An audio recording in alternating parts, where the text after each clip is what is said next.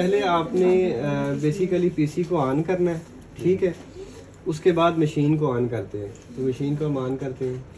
ये genetic analyser है। ये सबसे आखिरी दफ़ा 2008 में ये इंस्टॉल हुआ था, 3130 एक्सेल जेनेटिक एनालाइज़र, और ये भी 16 कैपेसिटी है।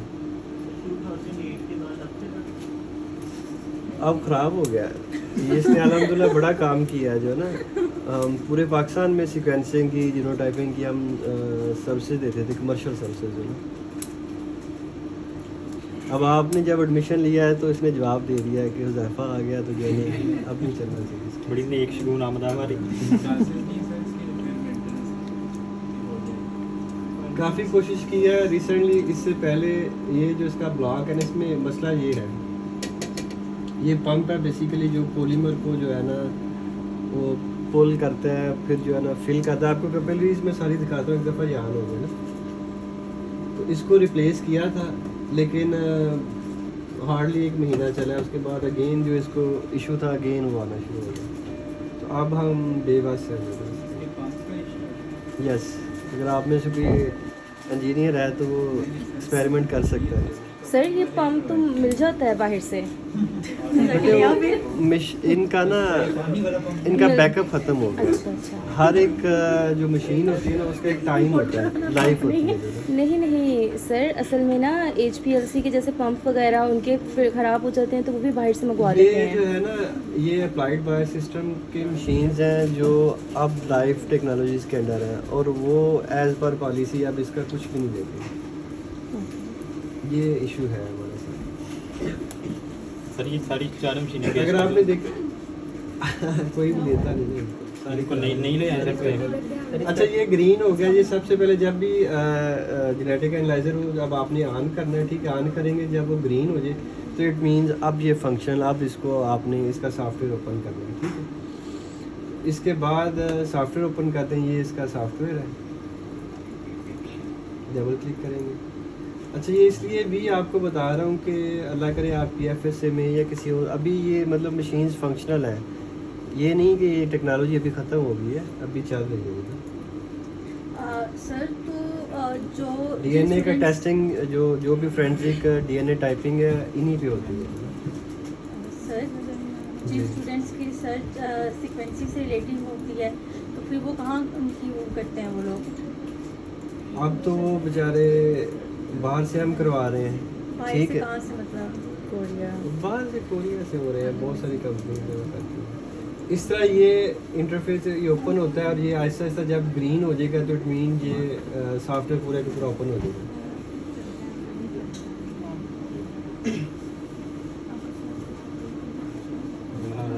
पिछला लेक्चर बड़ा टेक्निकल सा था, तो उसमें आप लोगों ने पढ़ा नहीं ना जाके। अच्छा किया, ज़रूरत ही क्या था। मैं तो इसलिए कहा था कि हम दोबारा डिस्कस कर लेंगे, वो सारा ही सारा टेक्निकल था।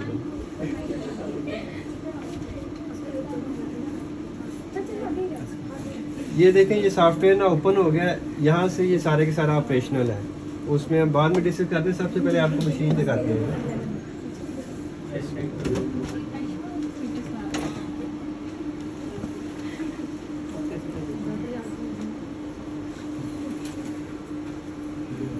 जी सर।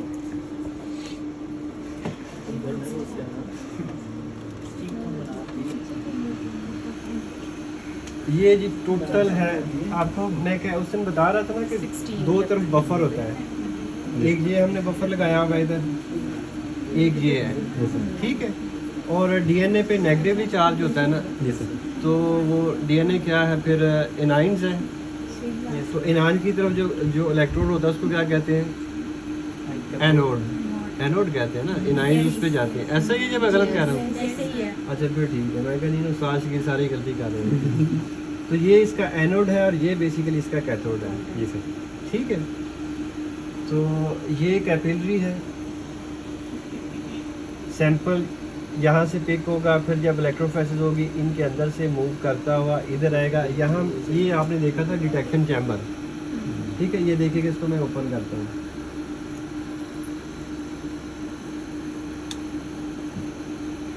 अब वो वाली जो ट्रांसपेरेंट विंडो थी ना, वो देखिए एग्जैक्टली यहाँ पे लाइन है।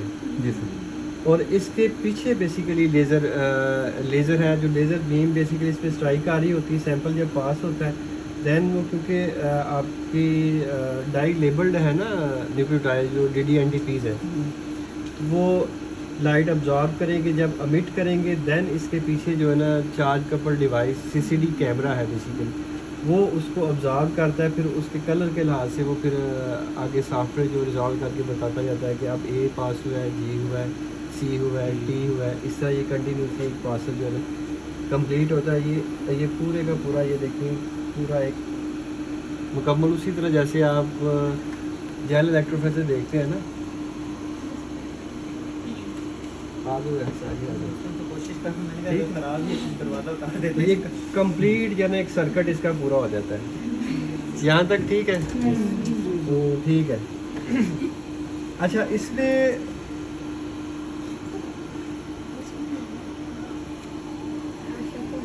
ये कैपिलरी है, ठीक है। तो ये पीछे मैंने प्लेट लगाई हुई है, ये इस तरह ये मूव करेगा, ये ऑटो सैम्पलर, और इस तरह जहाँ पे सैंपल है वहाँ जाके डिप हो जाएगी और वहाँ से फिर सैंपल पिक करता है। अगर आपको ये प्लेट दिखाऊंगा तो कहीं बड़ी होगी। ये इस तरह की 96 रेल प्लेट्स होती हैं जैसे लाइजा प्लेट्स आप लोगों ने देखी, इनमें उसी तरह से सैंपल लगते हैं। ये नंबरिंग हुई है उसकी ना, ठीक है। और ये इसे कहते हैं सीलिंग सेप्टा। ये सेप्टा लगा होता है, इसके अंदर बेसिकली ये सुराख होता है। तो कैपिलरीज जो है ना इसके अंदर से पास हो जाए, जैसे यहाँ से पहले 16 सैंपल उसने पिक करने हैं, तो कैपिलरीज आके इसके अंदर, वो आपको दिखाऊंगा अभी करके ना प्रोसेस, इस तरह करके इसके अंदर से पास हो जाएंगे, ठीक है। सर इसमें वो एंटीजन और एंटीबॉडीज है वो टेस्ट इसमें नहीं होती एंटीजन एंटीबॉडी, ये लाइजा नहीं है ना, लाइजा की तरह सुन रखा शायद प्लेट नहीं मैं प्लेट कह रहा था, इसमें एंटीजन एंटीबॉडी से क्या काम है। अच्छा, जब भी बोलेगी ना गलत बोलेगी, इसलिए आप प्लेट वाली काइंडली आप चुप रहा करो। सारा कंसेप्ट ही जाता है बंदे का। ये जानबूझ के करते हैं। ये कभी ये सही भी बोलते हैं। ठीक है जी, ये भी देख लिया आपने, ये भी हो गया। ये इसका बेसिकली पंप है जो पॉलीमर को इस कैपिलरीज के अंदर फिल करवाता है। ये साथ में ना ये पॉलीमर लगा होता है जो ना, ठीक है। आपको बताया था ना कि एग्रोजेल में तो आप एक वो स्लैब्स ही बनाते हैं ना एग्रोज की, ये वाला जो ये लिक्विड की तरह का होता है, ठीक है। ये यहाँ से ये पिक करेगा, इसके अंदर आएगा, यहाँ से फिर ये जो पंप है इसको फिल करेगा और ये कैपिलरी के अंदर इसको फिल कर देगा, ठीक है। हर दफ़ा जब एक रिएक्शन पूरा होता है फिर हर दफ़ा ये इसको फ्लश करके इसको फिल करता है नया। और क्या चीज़ रहेगी इसमें कोई क्वेश्चन है? रीजन इसमें दो यूज होते हैं, एक बफर और एक इसका। टेक्निकली यहाँ तक ये दो ही रीजन यूज़ होते हैं, एक इलेक्ट्रोफोरेसिस के लिए बफर, सेकंड जो है ना आपको बेसिकली रिजॉल्विंग मैट्रिक्स जो पॉलीमर होता है जो ना, वो इसके अंदर जो कैपिलरीज के अंदर फील्ड होता है। वॉशिंग के लिए नहीं? वॉशिंग वगैरह होती है, इसमें वाटर होता है। ये बफर है, ये एम्प्टी है।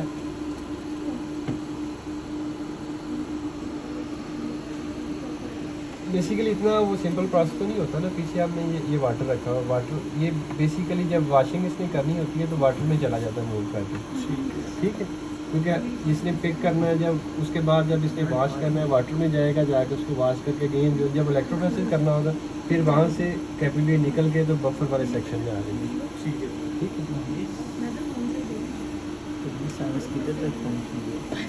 यहाँ तक ठीक है। एनी अदर क्वेश्चन जी? इसमें करते हैं बंद। सर जो कैपिलरीज में बफर फिल होगा इधर से नहीं होगा, ये करेगा? हाँ, वो बफर नहीं, पॉलीमर है, ये इधर से फिल होगा, इस इधर से, ठीक।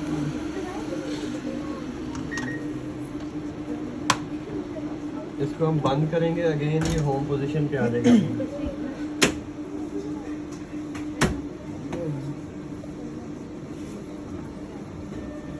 आप लोग पढ़ नहीं ना रहे तो आज एक और रीडिंग असाइनमेंट मिलनी है आप लोग, मेरी तरफ से ना पढ़ेगा आप।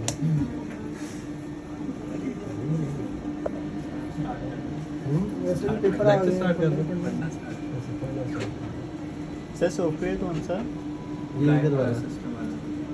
330 मैं कि ये इसका Machine foundation data collection software इसको होता है। ये 3.0 वर्जन है इसका। इस मशीन का अपना ही है। यस। तो ये तीनों सेम इंस्ट्रूमेंट। ये जो पड़े हैं ना 48 के अलावा सारे सेम हैं, लेकिन इनके अंदर पॉलीमर फिलिंग सिस्टम इसमें ऑटो है, ये पंप है, बाकियों के अंदर थोड़ा मैनुअल है। उसमें स्ट्रेंज से पॉलीमर फिल करके फिर उससे किया जाता है, वो थोड़ा डिफरेंट है, वो इससे मैनुअल ज़्यादा है। नंबर ऑफ वेल्स सेम है।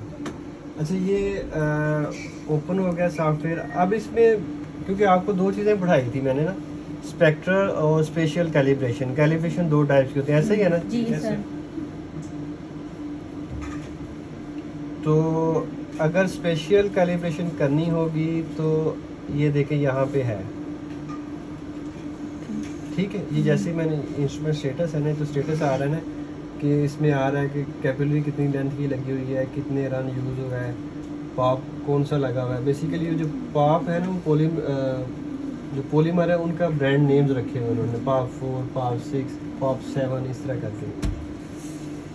तो अगर हमने करनी है इसकी स्पेशल कैलिब्रेशन, यहाँ पे क्लिक करेंगे, ठीक है। यहाँ पे अगर आप देखें तो दो ऑप्शन आते हैं, स्पेशल फिल, जिसके अंदर क्या करता है वो पहले पॉलीमर से कैपिलरी को फिल करेगा, उसके बाद स्पेशल कैलिब्रेशन करेगा।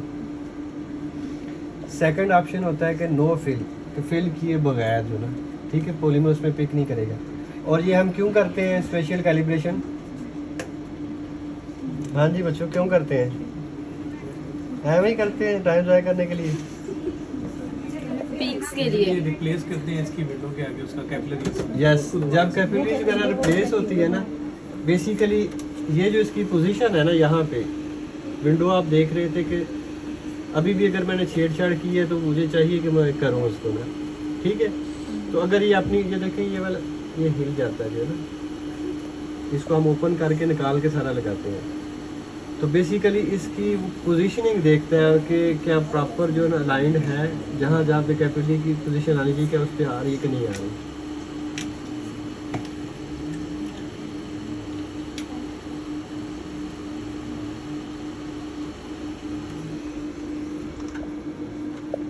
टेंडर वगैरह नहीं आप लोगों ने किए? कोई नया बंदा ऐसा हो नहीं, मेरे पास तो खर्चा। आपकी लैब्स ऐसी चल नहीं रही, बातें आप कैसी कर रहे हो? टेंडर पैसे से होता है।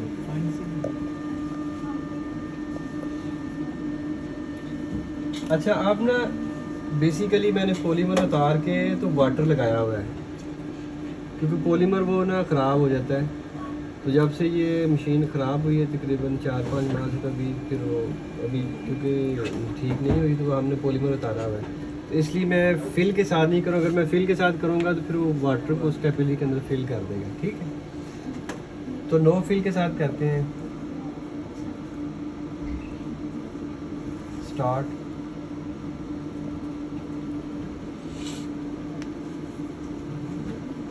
यहाँ पे आप लोगों ने बताना है कि इसने स्पेशल ठीक की है या ख़राब की है, जो ना सही हुई है कि नहीं।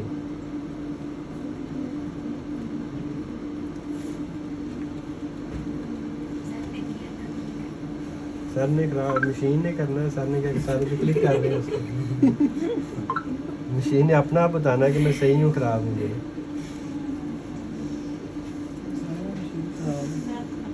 टाइम बहुत लगेगा। टाइम लग रहा है। लेक्चर में चलें, क्लास में चलें सर? नहीं सर, वो ये कह रहा हूँ कैलिब्रेशन करने में नहीं वो तो उसने अपना जो टाइम होता है वो लेना ही होगा। अभी फिल अगर होता है तो इससे ज़्यादा टाइम लगता है, पहले उसने पॉलीमर को फिल करता, फिर उसने वो काम शुरू करना सर नोट फिल में कितना टाइम लगता है? कितने देर कितना लग रहा है? ये 40 मिनट्स में बैच कर लेती है। एक मीन के 16, ये इसका 16 का एक इंजेक्शन होता है ना, 40 मिनट्स में ये कर लेती है। 6 सैंपल सर 40 मिनट ठीक नहीं हुई। यस, अभी वो चल रही है वैसे भी ना।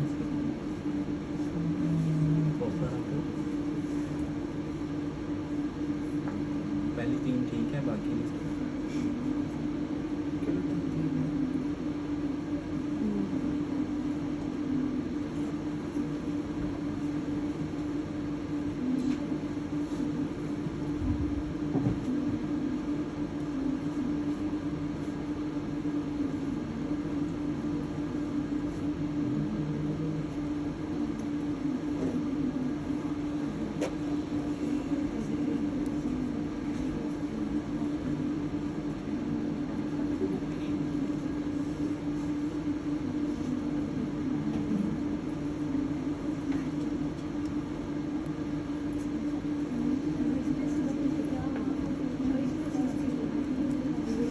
होगी कंप्लीट? हाँ जी अब हो गई है जो है। सर कैसे पता चलेगा हो गई है? ये यहाँ पे एक तो आ जाता है एक्सेप्ट या रिजेक्ट। ओके। सही हो तो एक्सेप्ट कर लेते हैं, सही ना हो तो फिर रिजेक्ट करते हैं। तो ये अगर आप देखेंगे तो ये पहली पीक्स काफ़ी हाई है, जी, पहली इनका चार। एम्पलीट्यूड कम है और इसका स्पेशली कम है। ठीक है, उसका जो एक तो नीचे चली गई है। हाँ ये ज़्यादा नीचे चली गई है, ये भी नीचे है, तो ये कंपेरेबल नहीं रहा। वैसे इनकी जो स्पेसिंग है ना, स्पेस है वो यहाँ से है, वो ठीक है, 15-16 तक आने चाहिए, 15। हाइट भी ठीक। हाँ हाइट का थोड़ा सा इनका मसला आ रहा है। इसको हम रिजेक्ट करेंगे? यस, इसको रिजेक्ट करेंगे आप। दोबारा सेट करेंगे। ये पहले वाली थी जो ना, अब इसमें जो है ना काफ़ी अभी भी हिलाया, दोबारा इसको करके फिर हम लगा के फिर दोबारा करेंगे इसको जो है। लेकिन मोस्टली ना ठीक आती है ये अब पहले वाली है, ये बहुत ज़्यादा फ़र्क नहीं है, लेकिन ये फिर भी जो है ना रीज़नेबल जो है ना आ रहा है जो है। ठीक है, और उसके बाद स्पेक्ट्रल हो गया। ये देखिए स्पेक्ट्रल लिखा हुआ है यहाँ पे ना।